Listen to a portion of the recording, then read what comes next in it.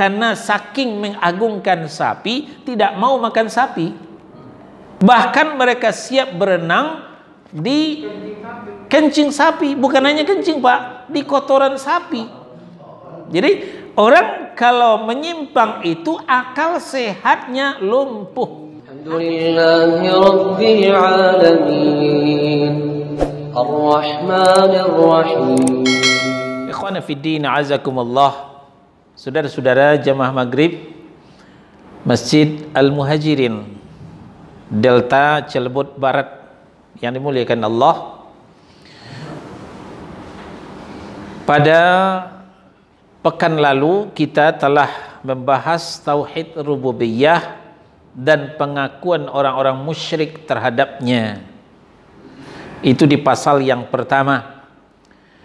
Maka sekarang kita berlanjut ke pasal yang kedua, pengertian Rabb dalam Al-Quran dan As-Sunnah dan dalam pandangan umat-umat yang sesat.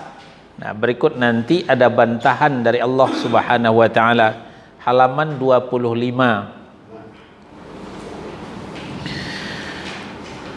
Ada 3 sub pembahasan di sini. Pertama, pengertian Rabb dalam Al-Quran dan As-Sunnah. Yang kedua nanti baru pengertian Rabb menurut pandangan umat-umat yang sesat. Dan kemudian nanti diakhiri dengan bantahan Allah terhadap kesesatan tersebut atau sanggahan terhadap pandangan yang sesat tersebut. Sekarang kita masuk saja subjudul yang pertama, bagaimana pengertian Rabb di dalam Al-Quran dan As-Sunnah. Rabb itu bahasa Arab terambil daripada kata Rabba yarubbu. Ya. Rabba fi'lul madhi, yarubbu fi'lul mudhari'. Ya, kalau kita pernah belajar bahasa Arab seperti itu. Nah, terambil dari situ Rabb itu. Apa artinya? Artinya adalah nasya'a syai'a min halin ila hali tamami. Mengembangkan sesuatu dari suatu keadaan pada keadaan yang lain. Memproses, ya, dari tidak ada menjadi ada. Setelah ada ditumbuh kembangkan, dirawat, dipelihara, diatur. Nah, demikian. Itu artinya, arti makna daripada Rabb. Nah, lalu kemudian biasa juga diungkapkan dengan Rabbahu. Ya. Rabbahu wa Rabbahu wa Rabbabah. Biasa juga seperti itu.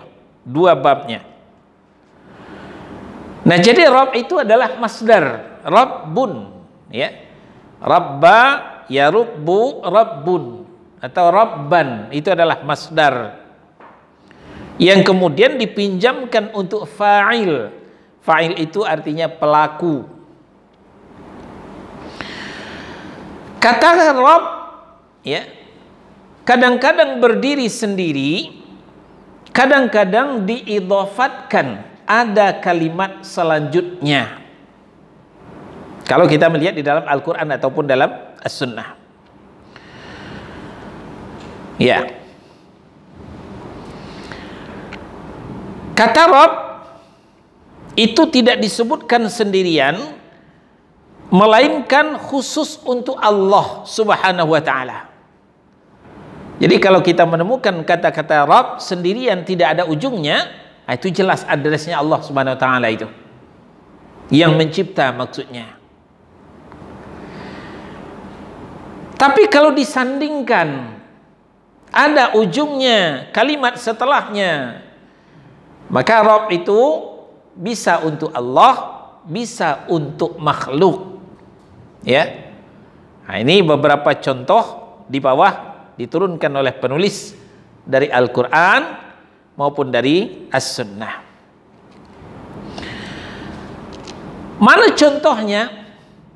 Rabb itu digandingkan dengan kalimat setelahnya, tapi diperuntukkan untuk Allah. Di awal suratul Fatihah, Alhamdulillahi Rabbil Alamin. Ya, segala puji untuk Allah, Rabb semesta alam. Ya, segala puji untuk Allah. Siapa Allah itu? Allah itu adalah Rabb semesta alam.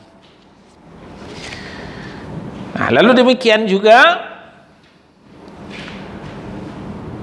di dalam Asy-Syu'ara ayat 26, Qala rabbukum wa rabbu abaikumul awwalin.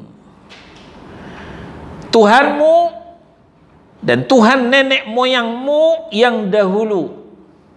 Ya. Tuhanmu dan Tuhan nenek moyangmu yang dahulu. Berarti Rabb dengan kum disandingkan, ini bukan untuk Allah. Ya. Ditujukan kepada orang-orang musyrik bahwa Rabb mereka, Tuhan mereka dan Tuhan nenek moyang mereka adalah berhala selain daripada Allah Subhanahu wa taala. Kadang-kadang dikatakan juga Rabbud Dar. Nah, ini bukan untuk Allah. Artinya tuan rumah. Ya. Pemilik rumah. Disebut juga dengan Rabbul Farash, pemilik kuda.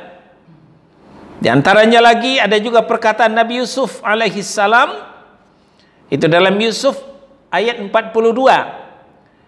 Udhkurni 'inda rabbika fa'ansahu syaitanu dzikra rabbih. Pesan Nabi Yusuf ketika di dalam penjara kepada teman sepenjaranya, terangkan keadaanku kepada tuanmu. Nah, ini bukan Allah maksudnya, kepada bosmu, kepada majikanmu. Maka kemudian syaitan menjadikan dia lupa menerangkan kepada Yusuf, kepada tuannya. Jadi memang pesan dari Yusuf alaihi salam, ya, terangkan keadaanku kepada tuanmu, kepada bosmu. Tapi qadarullah, syaitan membuat lupa utusan itu menerangkan tentang keadaan Yusuf di dalam penjara. Ya, demikian. Ketika ya, bosnya, majikannya Firaun bermimpi. Ya, bermimpi, ya ini cerita Nabi Yusuf ini. Ya, maka Nabi Yusuf mentakwil mimpi itu bahwa akan ada masa paceklik. Ya, Mesir akan ditimpa masa paceklik, itu diantara takwil mimpi tersebut. Masih di Yusuf ayat 50. Irji' ila rabbik. Kembalilah kepada Tuanmu.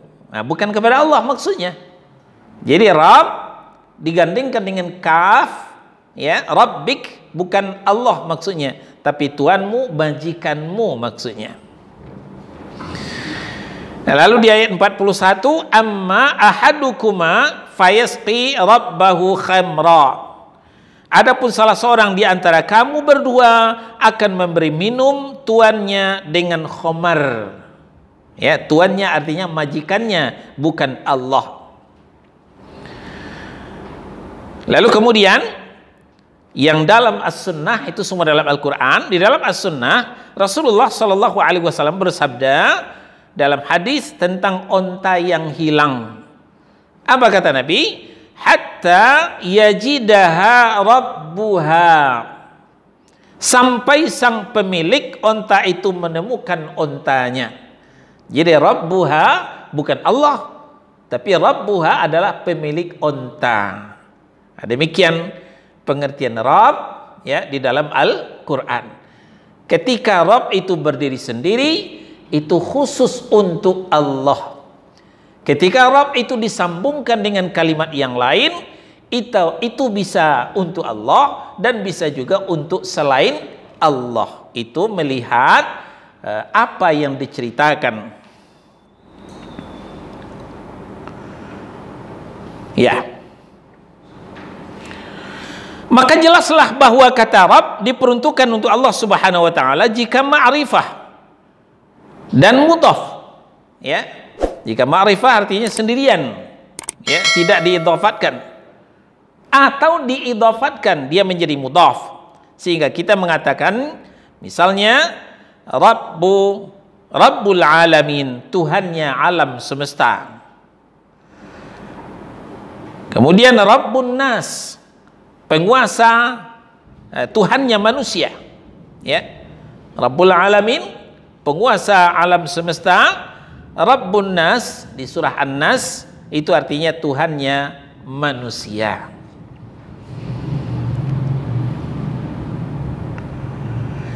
Dan tidak boleh diperuntukkan kepada selain Allah kecuali diidhafatkan. Ya, ketemu kita kalimat Rabb. Nah, ini manusia ini, bukan. Itu untuk Allah. Kalau untuk selain Allah harus ada ujungnya. Seperti Rabbud Dar, tuan rumah, Rabbul Ibil, pemilik onta, dan lainnya. Ya. Maka Rabbul Alamin adalah Allah pencipta alam semesta. Pemilik, pengurus, dan pembimbing mereka dengan segala nikmatnya, serta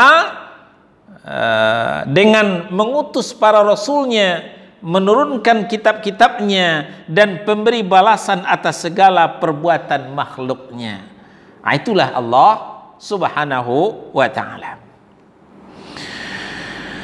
Berkata Ibnu Qayyim rahimahullah ta'ala bahwa konsekuensi rububiyah adalah adanya perintah, adanya larangan kepada hambanya, dan kemudian Allah itu membalas yang berbuat baik dengan kebaikan serta menghukum yang jahat atas kejahatannya.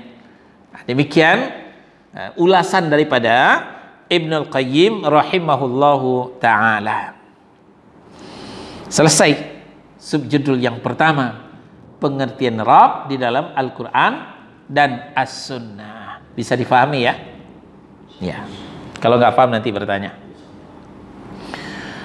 Sekarang kita masuk kepada subjudul yang kedua, pengertian Rabb menurut pandangan umat yang sesat. Nah, ini nanti yang akan dibantah oleh Allah Subhanahu wa taala dengan ayat-ayatnya.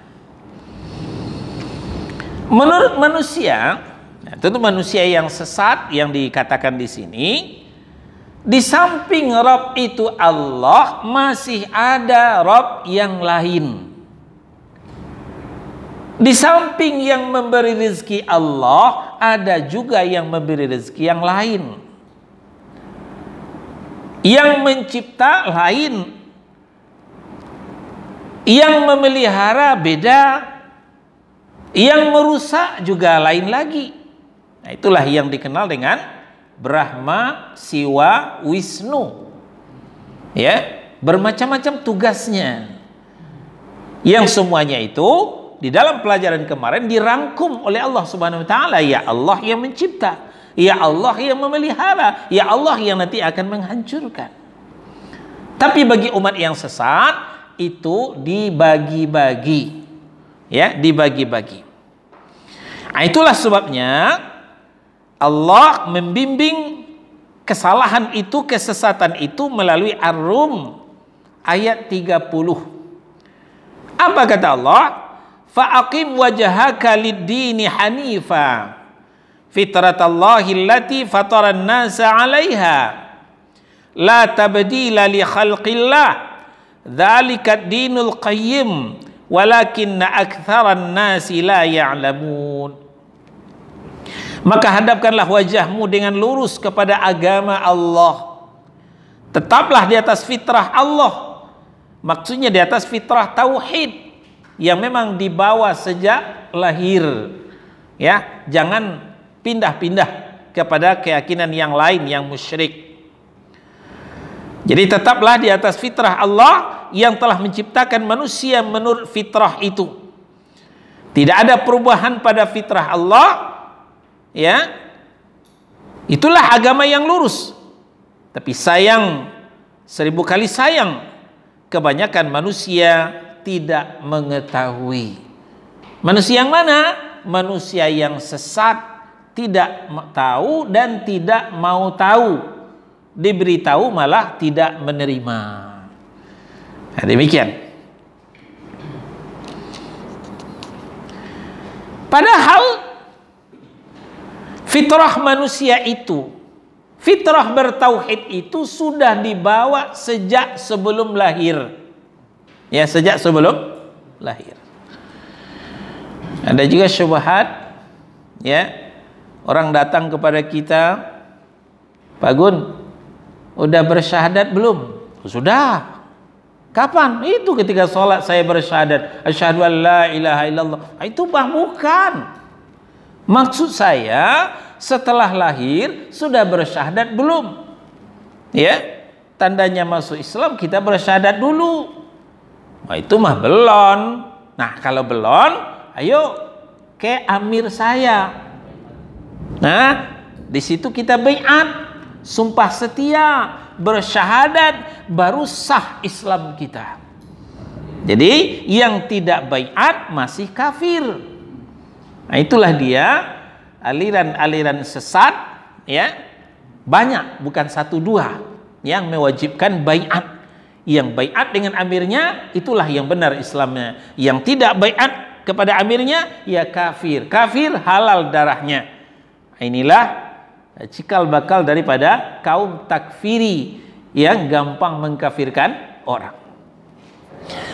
Nah, jadi kalau ada tawaran-tawaran seperti itu, jawab dengan tegas, saya sebelum lahir sudah bersyahadat. Kapan? Di alam sulbi orang tua masing-masing. Aina dalil? Mana dalilnya? Kita buka Al-A'raf surah yang ke-7 ayat 172. Nah, itu dalilnya bahwa kita sudah bersyahadat sebelum lahir. Ya. Apa kata Allah? Wa idza akhadha rabbuka min bani adama min zuhurihim dzurriyyatahum wa ashhadahum ala anfusihim alastu bi rabbikum qalu bala syahidna an taqulu yaumal qiyamati inna kunna an hadza ghafilin. Dan ingatlah, kata Allah, ketika Rabbmu mengeluarkan keturunan anak cucu Adam. Siapa anak cucu Adam? Ya manusia, kita-kita ini. Karena anak cucu Adam nggak ada yang hewan, semuanya manusia. Dari mana? Dari sulbi mereka.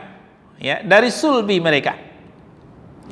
Ketika itu Allah mengambil kesaksian, menerima syahadat kita terhadap jiwa mereka. Allah berfirman ketika itu, apa kata Allah? Alastu bi rabbikum, bukankah aku ini Rabb kalian? Masing-masing kita ditanya oleh Allah Subhanahu wa taala, diminta pengakuan kita.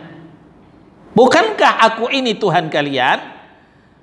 Qalu, semua kita sepakat menjawab, bala syahidna. Benar ya Allah, betul ya Allah, Engkau adalah Tuhan kami, Engkau adalah Rabb kami, dan syahidna, kami bersaksi. Bukankah ini namanya syahadat?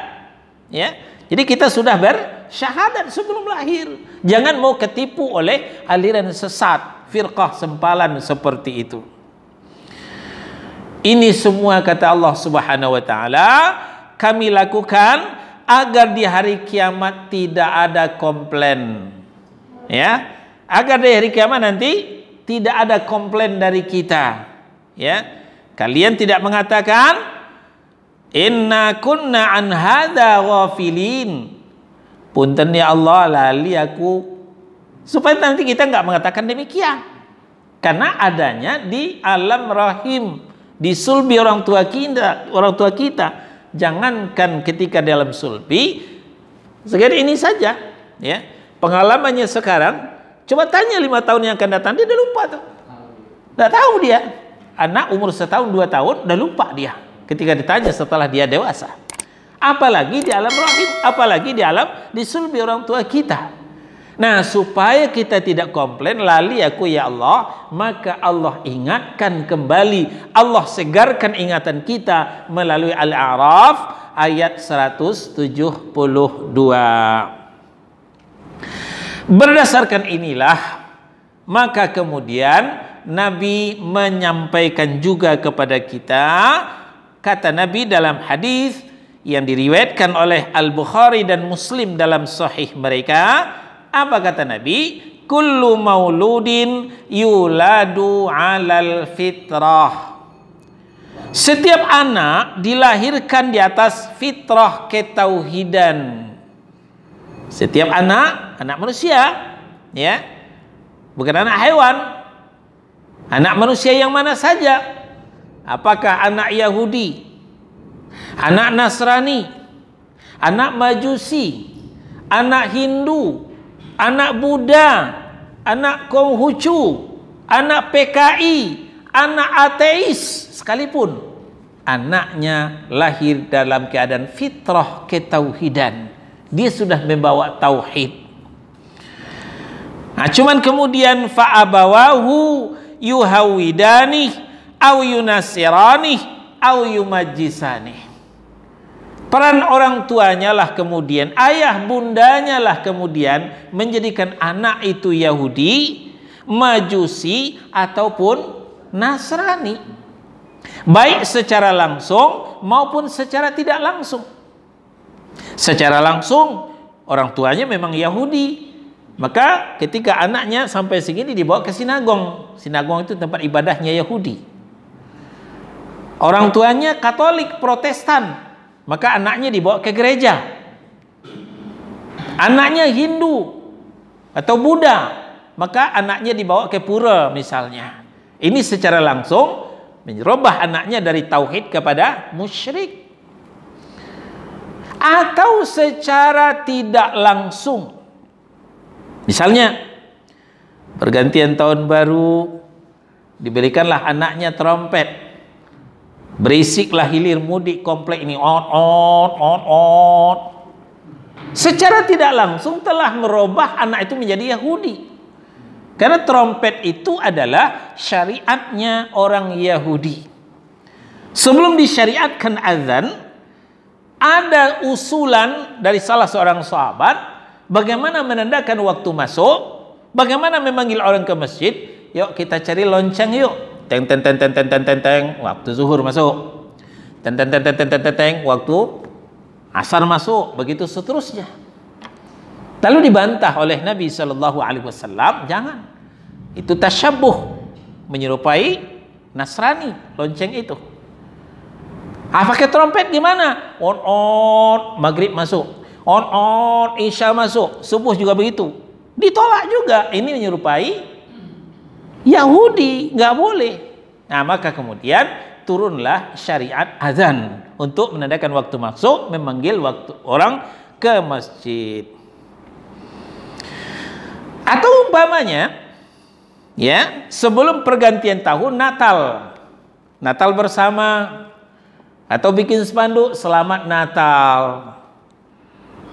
Nah, ini telah menjadikan anak menjadi Nasrani. Ya, walaupun sudah dirubah sekarang bahasanya, Natal itu adalah maulidnya Nabi Isa katanya.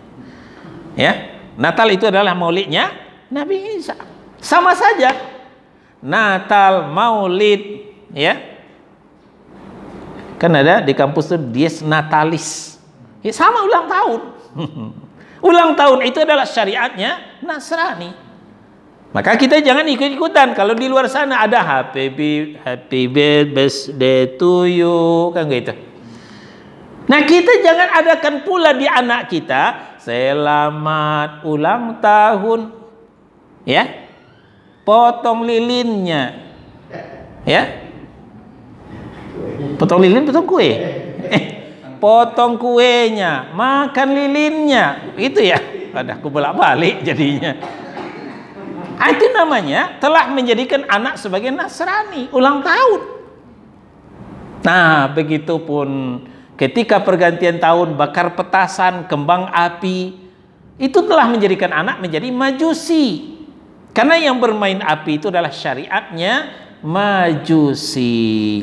Inilah yang dikatakan Nabi, fa abawahu yuhawidani aw yunasirani aw yumajjisani. Ya.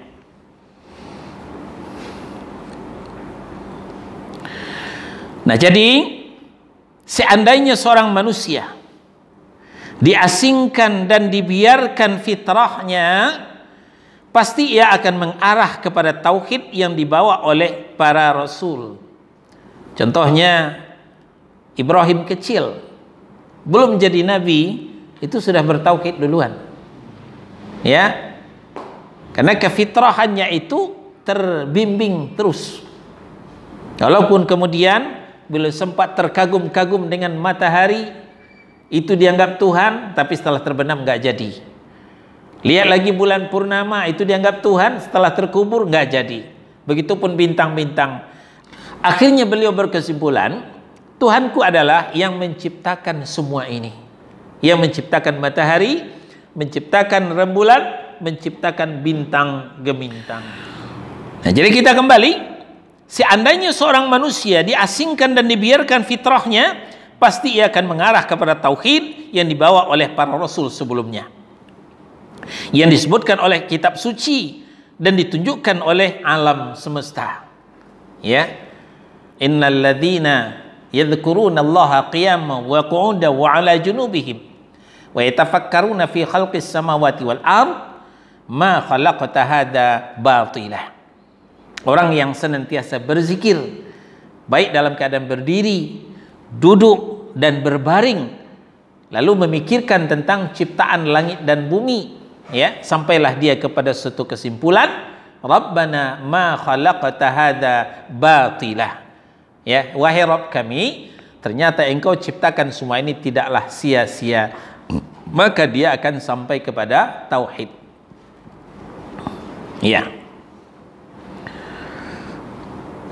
Akan tetapi bimbingan yang menyimpang dan lingkungan ateis, itulah faktor penyebab yang mengubah pandangan si bayi.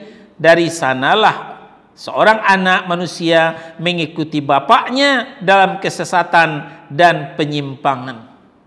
Ya, karena keluarganya keluarga musyrik, maka anak ikut musyrik. Lingkungannya lingkungan musyrik, maka si anak tumbuh berkembang dalam komunitas kemusyrikan. Nah, makanya kita di mana kita tinggal, maka kita pilihlah lingkungan yang tauhid. Ya, alhamdulillah di Delta ini, ya, kita banyak komunitas bertauhid dan menjalankan sunnah. Ini cukup bagus. Ya. Allah berfirman dalam hadis kudusi. Hadis kudusi, ya, firman Allah yang tidak ada dalam Al-Quran. Apa kata Allah? Khalaqtu ibadiya hunafa'a fajtalathumus syayatin. Aku ciptakan hambaku dalam keadaan lurus, bersih dari syirik. Maka kemudian syaitanlah yang memalingkan mereka. Syaitan itu minal jinnati wan nas, bisa dari kalangan jin yang tidak kelihatan dan juga bisa dari kalangan manusia. Sahih dikeluarkan oleh Imam Muslim dan Ahmad. Apa yang dimaksud syaitan memalingkan? Maksudnya adalah memalingkan mereka kepada berhala-berhala dan menjadikan mereka itu sebagai Tuhan selain Allah. Nah, itu bedanya dengan patung. Kalau patung sesuatu yang dipahat, ya, membentuk lalu itu disembah, itu namanya patung. Apakah dari batu, dari kayu, atau dari tepung roti yang dilakukan oleh Arab jahiliyah, setelah disembahnya lalu dimakannya, itu namanya patung. Ya, ternyata orang mempersekutukan Allah bukan hanya dengan patung, tapi juga dengan berhala. Apa itu berhala? Berhala itu bukan hanya dipahat, ya, berhala itu segala sesuatu yang disembah selain Allah, itu namanya berhala. Ya, maka mereka jatuh dalam kesesatan, keterasingan, perpecahan dan perbedaan. Kenapa? Karena masing-masing kelompok memiliki Tuhan sendiri-sendiri, memiliki berhala-berhala sendiri. Sebab itu ketika mereka berpaling dari Tuhan yang hak, dari Allah yang benar, maka mereka akan jatuh ke dalam Tuhan-Tuhan yang palsu, Tuhan KW-KW. Ya. Nah, ini yang dikatakan Allah di dalam Yunus ayat 32, fadzalikumullahu rabbukumul haqq.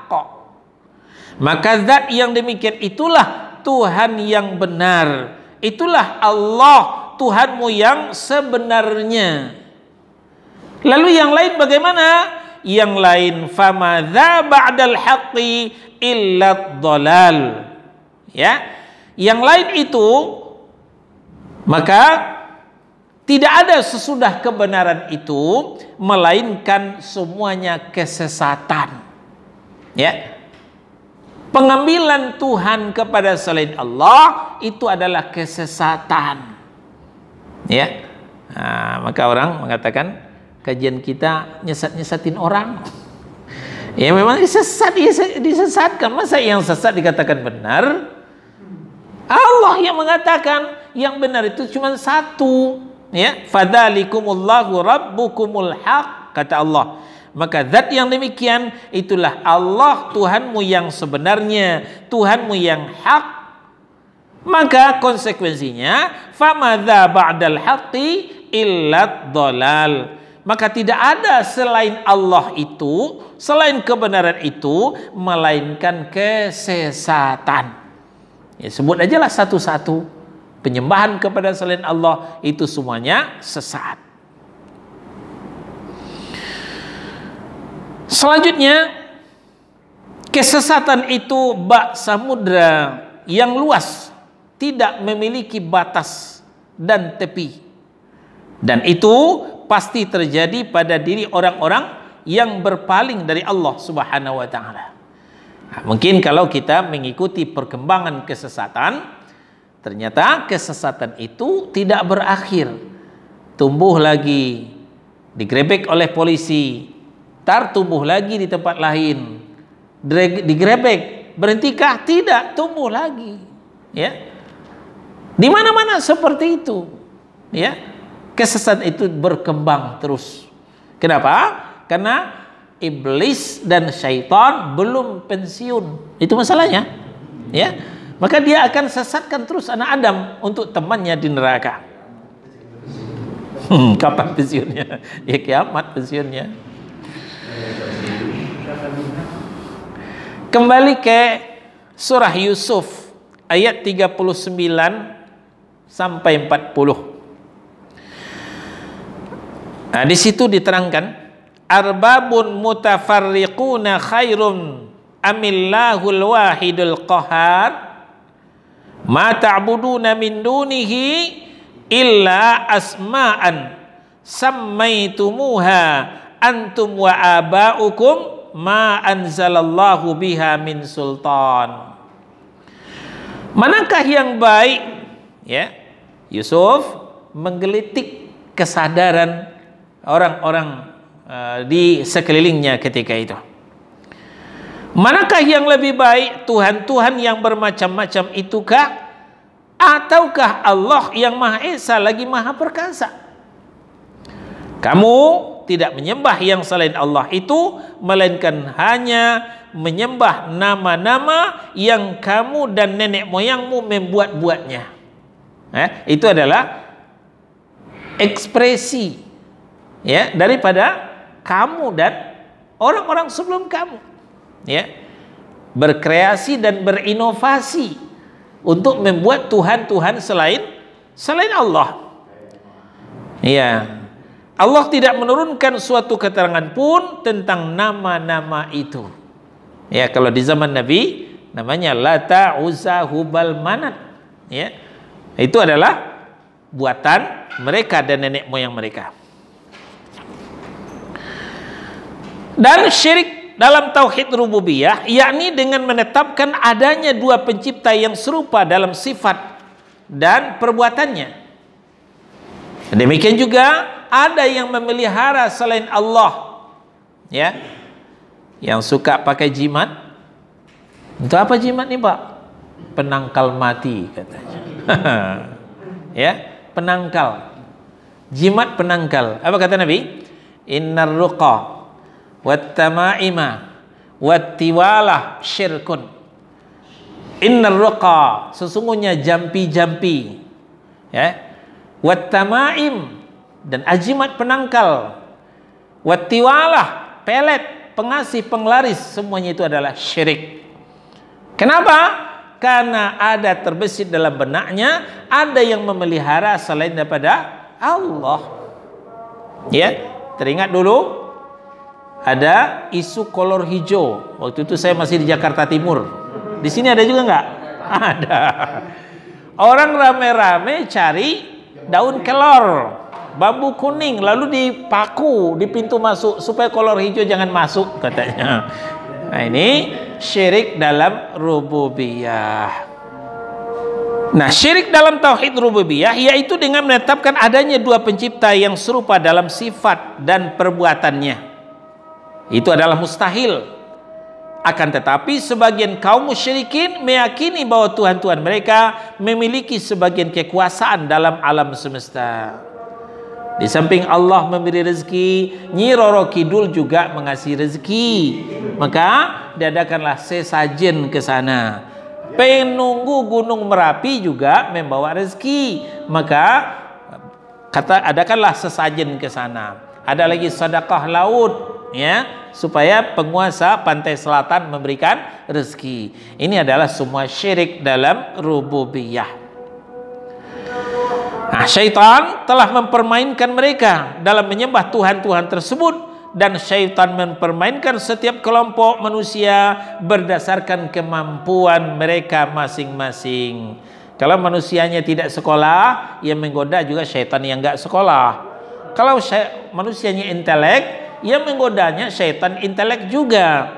Nah, maka jangan heran kemarin ketika ada sengketa di DPR, syaitan juga masuk ke gedung DPR untuk menyesatkan manusia. Ada sekelompok orang yang diajak oleh syaitan untuk menyembah orang yang sudah mati, meminta bermunajat kepada orang yang sudah mati di dalam kubur. Maka mereka tidak jarang, ya, bermunajat di atas batu kuburan dengan jalan membuat patung-patung mereka, sebagaimana yang dilakukan oleh kaum Nabi Nuh. Nah, ini telah berlalu pembahasan kita. Ada pula sekelompok lain yang membuat berhala-berhala dalam bentuk planet-planet. Mereka menganggap planet-planet itu mempunyai pengaruh, ya, terhadap alam semesta dan isinya. Nah, kalau kita baca majalah, di situ ada judulnya besar, Bintang Anda Meramal. Bapak bintangnya apa Pak? Saya Cancer. Wah, asmaranya begini, ya, ekonominya begini, bisnisnya begini. Lain lagi dengan Gemini, ya, lain lagi dengan Cancer, ya, macam-macam bintang-bintang itu. Itu semuanya adalah kesyirikan. Maka mereka membuatkan rumah-rumah untuknya serta memasang juru kunci. Mereka pun berselisih pandangan tentang penyembahnya. Ada yang menyembah matahari, ada yang menyembah rembulan, ada pula yang menyembah planet-planet lain, sampai mereka membuat piramida-piramida, dan masing planet itu ada piramidanya sendiri-sendiri. Inilah gambaran pengertian Rabb menurut kaum yang menyimpang. Ada pula golongan yang menyembah api, yaitu kaum Majusi. Nah, tadi kita katakan main petasan dan kembang api. Nah, tiap Ramadan itu udah mulai itu, ya, bakar petasan. Seperti yang ada di kaum Majusi. Ada pula menyembah sapi seperti orang India. Bahkan orang India itu karena saking mengagungkan sapi, tidak mau makan sapi. Bahkan mereka siap berenang di Kencing sapi, bukan hanya kencing Pak, di kotoran sapi. Subhanallah. Jadi orang kalau menyimpang itu akal sehatnya lumpuh. Akal sehatnya lumpuh. Ya, kita lewat di berpapasan aja dengan sapi, aromanya kita tidak kuat ya. Ingat waktu kurban ya, motong sapi, aromanya nggak kuat kita. Nah, mereka mau ya mandi di kencingnya sapi. Ada lagi kelompok yang menyembah malaikat, kelompok yang menyembah pohon-pohon, batu besar, ada juga menyembah makam atau kuburan keramat. Ya, ketahuilah saudara-saudara, tidak ada kuburan yang keramat. Malah lebih keramat stasiun daripada kuburan. Stasiun keramat ya. Lebih keramat stasiun daripada kuburan. Jangan tertipu dengan kuburan keramat. Tidak ada kuburan yang keramat. Hatta kuburan Rasulullah SAW tidak keramat. Jadi yang keramat itu orangnya. Kalau dia sudah mati, tidak ada keramat di kuburnya.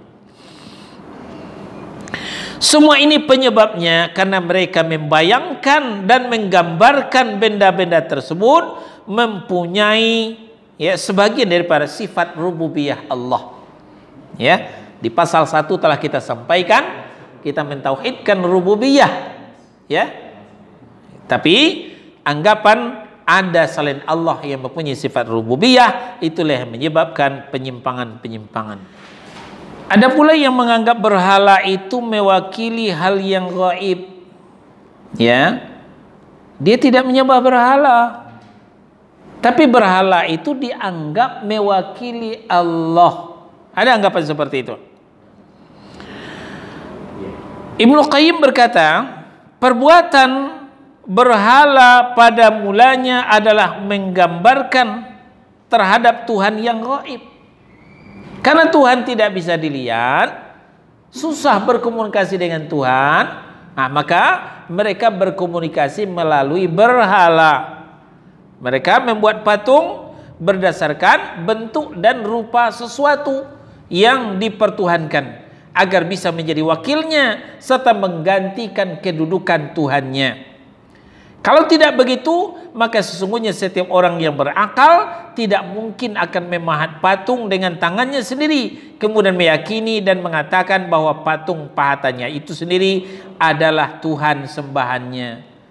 Karena patung itu tidak bisa bergerak.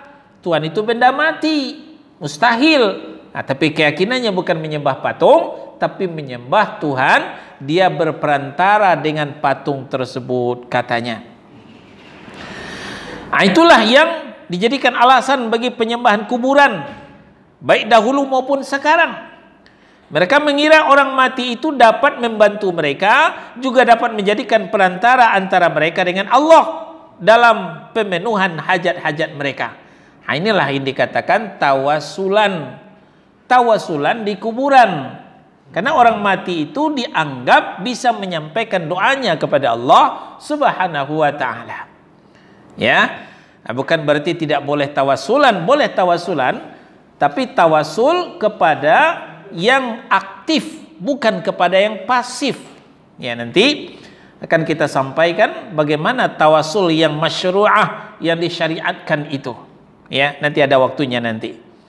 Jadi tawasul dengan kuburan itu tawasul kepada yang pasif, benda mati. Apalagi Nabi telah mengatakan idza matal insan in qata'a amalu. Kalau manusia meninggal putus amalnya. Ya.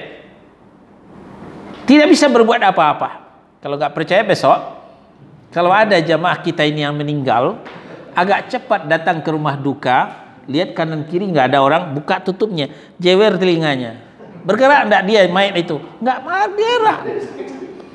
Karena mati. Mandinya dimandikan. Kafannya dipakaikan. Ke kubur diantarkan. Pindah mati. Bagaimana mungkin dia akan mengantarkan, menyampaikan doa kita kepada Allah Subhanahu wa ta'ala.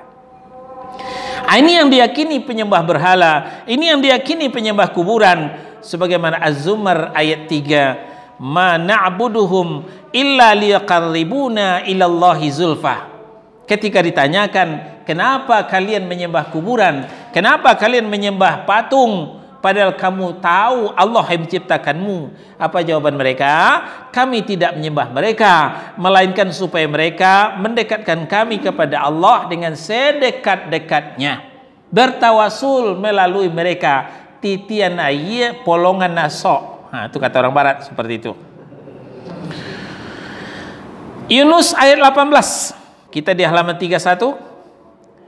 Wa ya'buduna min dunillah ma la yadurruhum wa la yanfa'uhum wa yaquluna haula'i syufa'auna 'indallah. Mereka yang menyembah selain Allah itu walaupun tidak bisa mendatangkan mudarat, tidak bisa mendatangkan manfaat, tapi keyakinan mereka apa? Mereka menyembah selain pada Allah yang tidak mendatangkan manfaat, tidak mendatangkan mudarat. Mereka tidak pula, dan mereka berkata mereka itu adalah pemberi syafaat kepada kami di sisi Allah. Jadi sebagai wazirnya Allah, sebagai wakilnya Allah, itulah mereka menyembah selain Allah. Sebagaimana halnya sebagian kaum musyrikin Arab, Nasrani mengira Tuhan-Tuhan mereka adalah anak-anak Allah. Ya, Uzair mengatakan, ya, Yahudi mengatakan Uzair anak Allah. Datang Nasrani, mereka mengatakan Yesus anak Allah. Ya sama saja.